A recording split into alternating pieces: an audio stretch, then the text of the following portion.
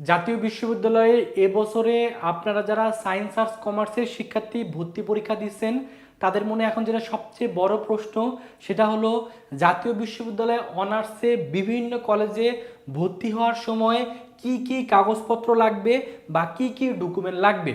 যেহেতু আপনারা অনেকেই বিভিন্ন কলেজে চান্স পাইছেন, আবার অনেকেই এখনও চান্স পাননি। তো আপনারা যখন চান্স পাবেন তখন আপনার ভর্তি হওয়ার সময় নির্দিষ্ট কিন্তু ডকুমেন্ট কিন্তু আপনাকে অবশ্যই রেডি রাখতে হবে। তো এই কি কি ডকুমেন্টগুলো লাগবে আশা করি ভিডিওটা দেখলে প্রথম থেকে শেষ পর্যন্ত ক্লিয়ার একটা ধারণা হয়ে যাবে। তো প্রথমেই বলি, জাতীয় বিশ্ববিদ্যালয়ের অলরেডি কিন্তু প্রথম মেধা তালিকা প্রকাশ হয়ে গেছে।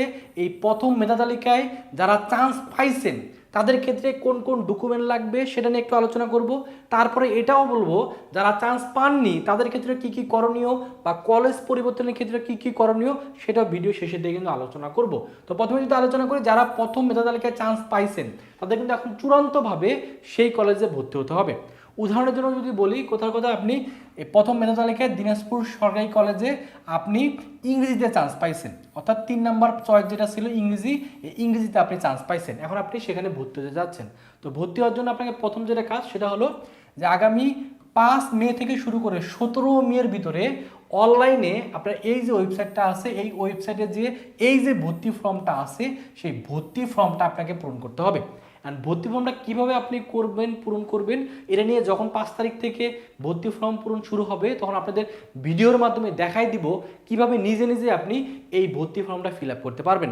তো এর জন্য যারা আমাদের চ্যানেলটা এখনও সাবস্ক্রাইব করেননি অবশ্যই আমাদের চ্যানেলটা সাবস্ক্রাইব করে দিবেন, আমাদের ফেসবুক পেজটা ফলো করে দিবেন। তাহলে যখনই আপনার ভর্তি ফর্মটা শুরু হবে তখনই ভিডিও দিলে সবার আগে কিন্তু আপনার কাছে নোটিফিকেশন চলে যাবে। কারণ অসংখ্য শিক্ষার্থী আছেন আমার ভিডিও দেখেন কিন্তু আমাদের চ্যানেলটা সাবস্ক্রাইব করেন না, কারণ আপনাদের জন্য এত কষ্ট করে ভিডিও তৈরি করে আপনাদের আপডেট তথ্যগুলো দেই, এই তথ্যগুলো যাতে আপনি সবার আগে পেয়ে যান এই জন্য অবশ্যই আমাদের চ্যানেলটা সাবস্ক্রাইব করবেন এবং আমাদের পেজটা অবশ্যই ফলো দিয়ে রাখবেন। তো প্রথমে আপনাকে কী করতে হবে, তাহলে এই 5 থেকে 17 তারিখের ভিতরে এই যে ফর্মটা আছে ফর্মটা এই ওয়েবসাইটের মাধ্যমে পূরণ করতে হবে এবং এই ফর্মটা আপনাকে প্রিন্ট করতে হবে। প্রিন্ট করে নেওয়ার পরে আপনি ফটোকপির দোকান থেকে এটা প্রিন্ট করে নেবেন। প্রিন্ট করে নেওয়ার পরে আপনাকে যেটা করতে হবে, আপনি যেই কলেজে চান্স পাইছেন সেই কলেজে আপনাকে যেতে হবে। কথার কথা, আপনি দিনাজপুর সরকারি কলেজে চান্স পাইছেন তাহলে আপনি দিনাজপুর সরকারি কলেজে 6 মে থেকে শুরু করে 18 মের ভিতরে আপনাকে সেখানে যেতে হবে। সেখানে যে এই যে ফর্মটা আছে এই ফর্মটার সাথে নিয়ে যেতে হবে। পাশাপাশি আপনাকে নির্দিষ্ট পরিমাণে কিছু ভর্তি ফি আপনাকে দিতে হবে। এই ভর্তি ফিটা কত, সব জায়গায় রেজিস্ট্রেশন ফি 1130 টাকা তো আপনাকে দিতেই হবে। পাশাপাশি সংশ্লিষ্ট কলেজের নির্দিষ্ট একটা ফি আছে। উদাহরণের জন্য যদি বলি তার বোঝানোর জন্য, ধরেন কথা দিনাজপুর সরকারি কলেজে এই যে ভর্তি ফি নির্দিষ্টভাবে সেটা হলো 2000 টাকা, তার মানে 2000 টাকা আপনাকে দিতে হবে। পাশাপাশি এই যে এই 1130 টাকা আপনাকে দিতে হবে, তার মানে টোটাল আপনাকে এখানে দিতে হবে কত, এই 3130 টাকা দিতে হবে। কারণ সব জায়গায় যে আপনার এই ভর্তি ফি 2000 টাকা এরকম না, দেখা যায় যেগুলো বেসরকারি কলেজ সেখানে সেই ভর্তি ফিটা কিন্তু আরও বেশি। আর এখানে যে 2000 টাকা হবে তাও না, এটা দেখা যায় কলেজ ভিত্তিতে আলাদা আলাদা হয়। এখন দিনাজপুর সরকারি কলেজে কত, অথবা কারমাইকেল কলেজে কত, অথবা বিএল কলেজে কত, অথবা ঢাকা সিটি কলেজে কত, কোথায় কত সেটা আপনাকে যে কলেজে চান্স পাইছেন সেই কলেজে যদি একটু খোঁজ নেন আপনি কিন্তু খুব ইজিলি জানতে পারবেন। তার মানে আপনাকে কী কী লাগতেছে, এই আবেদন ফর্মটা লাগতেছে, টাকাটাও সাথে নিয়ে যাবেন। পাশাপাশি ভর্তি পরীক্ষার সময় যে অ্যাডমিট কার্ডটা নিয়ে আপনি ভর্তি পরীক্ষা দিচ্ছেন সেই অ্যাডমিট কার্ডটা কিন্তু লাগবে। পাশাপাশি এসএসসির মার্কশিটটা লাগবে, এসএসসির সার্টিফিকেটটা লাগবে। এটা কিন্তু আপনি আপনার কলেজে আপনি যে স্কুলে পড়াশোনা করছেন সেখানে গেলে কিন্তু আপনি এটা পাবেন, অথবা আপনি যে কলেজে পড়াশোনা করছেন সেই কলেজে অনেক সময় জমা দেওয়া থাকে, সেখান থেকে আপনি খুব দ্রুত কিন্তু এখনই তুলে ফেলবেন। পাশাপাশি এইচএসসির মার্কশিটটা লাগবে। দেখা যায় এইচএসসির সার্টিফিকেট এখনও অনেকেরই আসেনি, যাদের সার্টিফিকেট নেই তারা এইচএসসি যে প্রশংসাপত্র এটা কলেজ থেকে আপনাকে দিবে, সেই কলেজ থেকে আপনি সংগ্রহ করে নেবেন। আর দেখা যায় নিজের যদি এনআইডি কার্ডের থাকে এনআইডি কার্ডের ফটোকপি নেবেন। এনআইডি কার্ড যদি না থাকে তাহলে সেক্ষেত্রে জন্ম নিবন্ধনের ফটোকপিটার সাথে নিয়ে যাবেন। আবার কোনো কলেজে দেখা যায় গার্জিয়ান বা অভিভাবকের এনআইডি কার্ডের ফটোকপি চাই, সেক্ষেত্রে আপনার পিতামাতার এনআইডি কার্ডের ফটোকপিটাও সাথে নিয়ে যাবেন যাতে কোনো ধরনের ভর্তির সময় কোনো ধরনের জটিলতা পড়তে না হয়। আর পাসপোর্ট সাইজের ছবি 2 থেকে 3 কপি চায়, কোনো কলেজে আবার 5-6 কপিও চায়, তো আপনি 5 কপি নিয়ে যাবেন। আর হলো সচল একটা মোবাইল নম্বর লাগে, ভর্তি হওয়ার সময় সেটা দেওয়া লাগে, কারণ পরবর্তীতে যেই কলেজে আপনি ভর্তি হচ্ছেন সেই কলেজের সকল তথ্য ওই মোবাইলে কিন্তু মেসেজের মাধ্যমে জানিয়ে দেবে, এই জন্য একটা মোবাইল নাম্বার লাগবে। আর যারা কোটাতে আবেদন করবে সেক্ষেত্রে কোটার যে সার্টিফিকেটগুলো আছে সেই কোটার সার্টিফিকেটগুলো লাগবে। এটা শুধুমাত্র যারা কোটাতে আবেদন করছেন তাদের ক্ষেত্রে এটা লাগবে।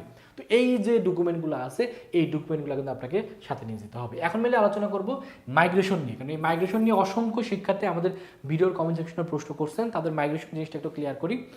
এখন অনেকে দেখা যাচ্ছে যে আপনি দিনাজপুর সরকারি কলেজে আপনার চয়েস দেওয়া ছিল, আপনি ইংরেজিতে চান্স পাইছেন, কিন্তু আপনার ইংরেজিতে পড়ার ইচ্ছা নেই, আপনি বিষয়টা পরিবর্তন করে আপনি পদার্থ বা রসায়নে পড়তে যাচ্ছেন, অর্থাৎ উপর দিকে যে সাবজেক্টগুলো আছে সেটাতে পড়তে যাচ্ছেন। সেক্ষেত্রে আপনার করণীয়টা হলো আপনার মাইগ্রেশনটা আপনাকে ইয়েস রাখতে হবে। যদি ইয়েস রাখেন তাহলে পরবর্তীতে মাইগ্রেশন হওয়ার মাধ্যমে এই রসায়ন অথবা পদার্থতে আপনার চান্স পাওয়ার সম্ভাবনা থাকবে। কিন্তু কখনোই মাইগ্রেশন সবসময় নিচের থেকে উপর দিকে হবে, মাইগ্রেশন কিন্তু কখনো নিচের দিকে হবে না। তার মানে আপনি যদি ইংরেজিতে চান্স পেয়ে যান, তার মানে বাংলা অর্থনীতি ম্যানেজমেন্টে কখনোই আপনি আর ভর্তি হতে পারবেন, আপনাকে সবসময় উপর দিকে কিন্তু মাইগ্রেশন হবে।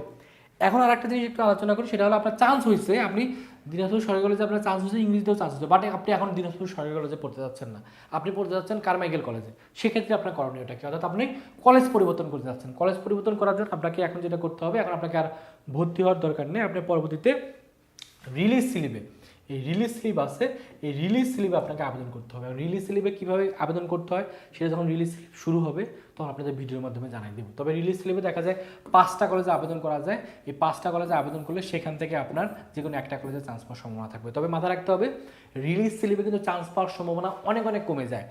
আমার ব্যক্তিগত অভিজ্ঞতা থেকে দেখছি যে ফার্স্ট মেধা তালিকায় একটা শিক্ষার্থী অথবা ভালো একটা কলেজে চান্স পাইছে, পরে দেখা যায় যে রিলিজ স্লিপে ওর থেকে খারাপ কলেজে তাকে ভর্তি হতে হয়, কারণ রিলিজ স্লিপে দেখা যায় অনেক সময় রিলিজ স্লিপ আসতে আসতে সিট ম্যাক্সিমাম কলেজে কিন্তু ফিল আপ হয়ে যায়, এই জন্য পরবর্তীতে রিলিজ স্লিপে কিন্তু অনেক ভালো কলেজে চান্স পাওয়াটা টাফ হয়ে যায়। এই জন্য চিন্তা ভাবনা করে আপনি সিদ্ধান্ত নেবেন, এটা কিন্তু মাথায় রাখতে হবে। কিন্তু অনেকে দেখা যায় আবেগের বসে প্রথম মেধা তালিকায় চান্স পাওয়ার পরও ভর্তি হয় না, আর পরবর্তীতে রিলিজ স্লিপে দেখা যায় তার থেকে খারাপ কলেজে তাকে কিন্তু ভর্তি হতে হয়। এই জন্য ভেবে চিন্তে কিন্তু সিদ্ধান্তটা নেবেন। আরটা হলো যাদের চান্স হয়নি তাদের এখন করণীয়টা কি, অর্থাৎ আপনি পাস করছেন কিন্তু আপনাকে কলেজ এখনো দেয়নি, সেক্ষেত্রে আপনাকে এখন অপেক্ষা করতে হবে, সামনে দ্বিতীয় মেধা তালিকা প্রকাশ করবে, সেই দ্বিতীয় মেধা তালিকায় আপনার একটা চান্স পাওয়ার সম্ভাবনা থাকবে। আর যারা ফেল করছেন, পাস করতে পারেনি, তাদের উচিত হলো এখন আপনার সেকেন্ড টাইম প্রিপারেশন নেওয়া অথবা ডিগ্রিতে ভর্তি হওয়ার মানে চেষ্টা করা, অথবা ঢাকা সেন্ট্রাল ইউনিভার্সিটির সামনে পরীক্ষা বাকি আছে সেটার জন্য প্রস্তুতি নেওয়া।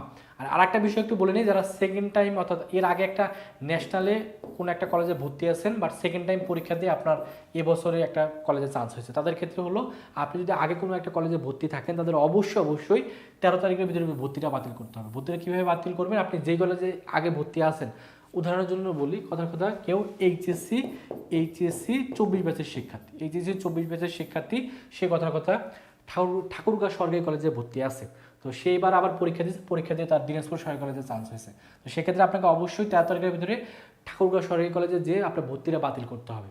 ভর্তি বাতিল করে তারপরে আপনাকে দিনাজপুর সরকারি কলেজে ভর্তি হতে হবে। আপনি যদি একসাথে ঠাকুরগাঁও সরকারি কলেজে ভর্তি হন আবার দিনাজপুর সরকারি কলেজে ভর্তি হন, তাহলে সেক্ষেত্রে দুই জায়গায় ভর্তি হওয়ার কারণে আপনার ভর্তি দুইটাই কিন্তু বাতিল হয়ে যেতে পারে। এই জন্য অবশ্যই সাবধান থাকবেন, ভর্তি বাতিল করে তারপরে এখানে কিন্তু ভর্তি হওয়ার চেষ্টা করবেন। আর যারা এইচএসসি 25 ব্যাচের শিক্ষার্থী, তাদের এইসব নিয়ে টেনশন করার কিছু নাই।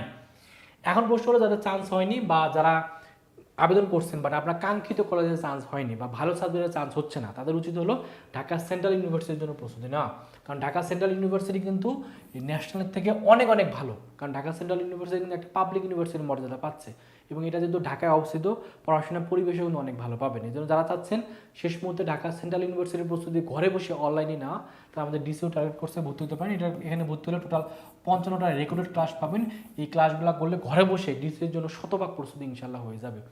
পাশাপাশি যারা সায়েন্সের শিক্ষার্থী আছেন তারা এই কোর্সে ভর্তি হলে আপনার যে ডিসির জন্য যে বইয়ের পিডিএফগুলো দরকার, সেই বইয়ের পিডিএফগুলো এই কোর্সে ভর্তি হলে ফ্রিতে দিয়ে দেবো। এটা কোর্স ফি যদিও 2000 টাকা, বাট এখন আমরা 50% ডিসকাউন্টে 1000 টাকায় ভর্তি নিচ্ছি। ভর্তি হওয়ার জন্য এই নাম্বারে 1000 টাকা বিকাশে বা নগদে পাঠিয়ে এই নাম্বারে হোয়াটসঅ্যাপে নক করবেন, নক করলে আপনাকে কিন্তু ভর্তি করানো হবে। আমাদের এক্সাম ব্যাচও আছে ডিসির জন্য, বিজ্ঞান মানবিক বাণিজ্যের জন্য। এটা কোর্স ফি হলো 500 টাকা, এখানে ভর্তি হলে প্রায় 85টা এক্সাম দিতে পারবেন। পাশাপাশি যে বইয়ের পিডিএফগুলো দরকার সেগুলো কিন্তু এই কোর্সে ভর্তি হলে দিয়ে দেবো। তো এই হলো ন্যাশনালে ভর্তি হওয়ার সময় কী কী কাগজপত্র দরকার সব কিছু নিয়ে আপনাদের সাথে আলোচনা করলাম। তারপরেও যদি কোনো প্রশ্ন থাকে অবশ্যই ভিডিওর কমেন্ট সেকশনে প্রশ্ন করবেন, আমরা চেষ্টা করব পরবর্তী ভিডিওতে আপনাদের যতগুলো প্রশ্ন আছে কমেন্টে সেই প্রশ্নগুলোর উত্তর ধরে ধরে দেওয়ার চেষ্টা করার। তো সেই পর্যন্ত সকলে ভালো থাকেন, সুস্থ থাকেন, আল্লাহ হাফেজ।